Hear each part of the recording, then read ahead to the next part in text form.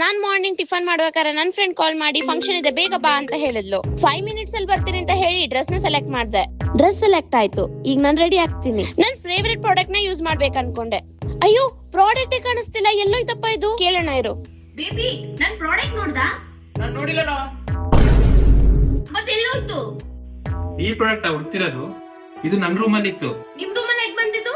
ಇದು ನಾನು ಯೂಸ್ ಮಾಡ್ತಾ ಇದ್ದೀನಿ ಯಾಕೆಂದ್ರೆ ನನ್ನ ನೆಕ್ ಡಾರ್ಕ್ ಆಗಿದೆ. ಹೌದಾ, ಸರಿ ಇಲ್ಲಿ ಕೊಡಿ ಇದು. ಅದಕ್ಕೆ ನನ್ ಪ್ರಾಡಕ್ಟ್ ಇಷ್ಟು ಬೇಗ ಖಾಲಿ ಆಗ್ತಿದೆ.